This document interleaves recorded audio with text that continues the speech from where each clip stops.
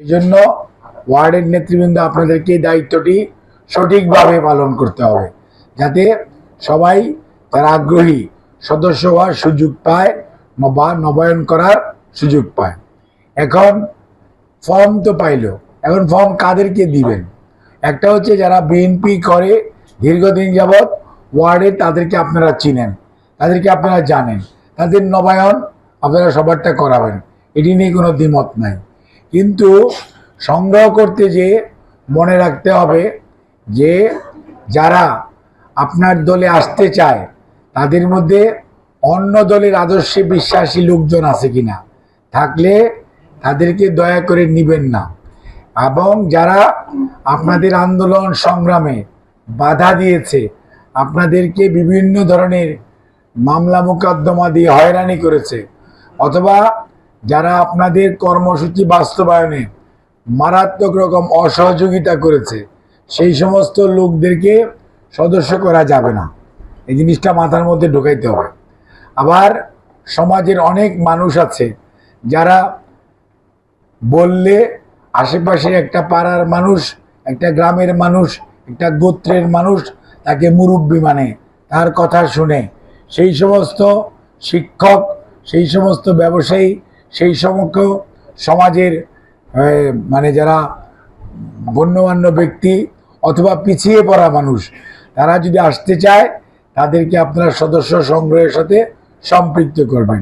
হিন্দু, মুসলমান, বৌদ্ধ, খ্রিস্টান কোনো বাছাবাছি নাই।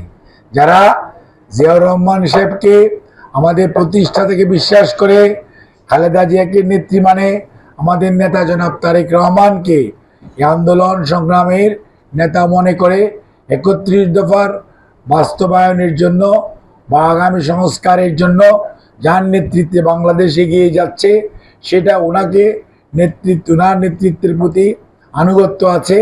সেই সাথে বাংলাদেশি জাতীয়তাবাদের প্রতি যাদের বিশ্বাস রয়েছে, সেই সমস্ত মানুষরা যদি আসতে চায় তাদেরকে অবশ্যই আসবেন।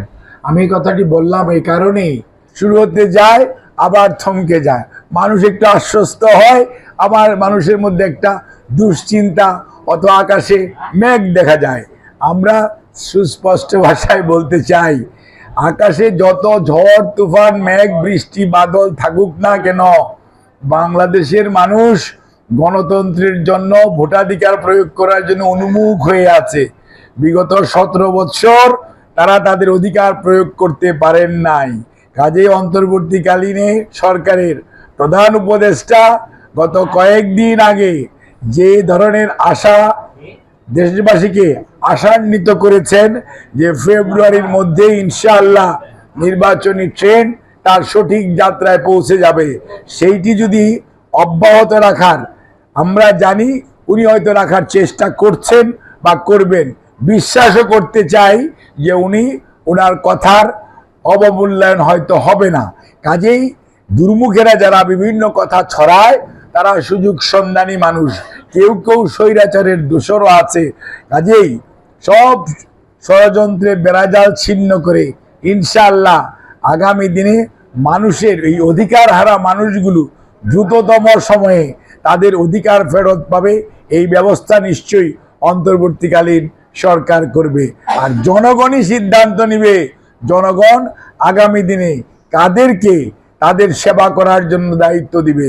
কোনো অবস্থাতেই জনগণের সিদ্ধান্ত আপনারা নিজেরা নিয়ে ফেলার চেষ্টা, নিজে নিজে নেওয়ার চেষ্টা করবেন না। জনগণকে তাদের অধিকার প্রয়োগ করার সুযোগ দেন, দেখবেন জনগণ সিদ্ধান্ত নিতে কোনোদিন ভুল করে না। কাজেই জনগণের ক্ষমতা, জনগণের প্রতি আস্থা রাখুন, এবং স্বৈরাচারের মতো জনগণের প্রতি আস্থাহীনতায় ভুগলে ভবিষ্যৎ কি হয় তা কিন্তু অতীত বলে দিয়েছে। কাজেই চলেন আমরা ভবিষ্যৎমুখী হই, ৩১ দফার আলোকে রাষ্ট্র সংস্কারের জন্য, আগামীর বাংলাদেশ গড়ে তোলার জন্য জনাব তারেক রহমানের নেতৃত্বে দেশবাসীকে ঐক্যবদ্ধ করি এবং বাংলাদেশকে সামনের দিকে এগিয়ে নিয়ে যাই।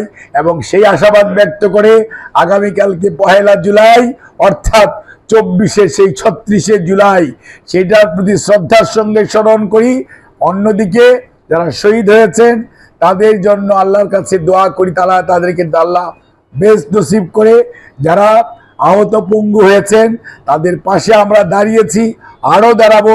তাদের পুনর্বাসনের ব্যবস্থা, তাদের আকাঙ্ক্ষা হচ্ছে জনগণের অধিকার ফেরত, গণতন্ত্র পুনরুদ্ধারের জন্য সবাই মিলে চেষ্টা করি। আর অবিচার, অত্যাচার, অন্যায় যা হয়েছে তার নির্ধারিত আইনে অর্থাৎ প্রচলিত আইনে বিচার, মব জাস্টিস নয়, বিচার নিজের হাতে তুলে নেওয়ার মাঝে দেশের শান্তি শৃঙ্খলা আসবে না, আসবে আইনের শাসন প্রতিষ্ঠার মাধ্যমে, সুশাসনের মাধ্যমে। যে কারণে স্বৈরাচার বিদায় হয়েছে, পালিয়েছে, ঠিক একই জিনিস আমরাও যদি কেউ কেউ পুনরাবৃত্তি করার কেউ কেউ চেষ্টা করে, মনে রাখতে হবে তারা স্বৈরাচারের দোসর, তারা ষড়যন্ত্রকারী, তাদেরকে সবাই মিলে ঐক্যবদ্ধভাবে রুখে দিতে হবে। আপনাদের সবাইকে ধন্যবাদ। আল্লাহ হাফিজ। বাংলাদেশ জিন্দাবাদ।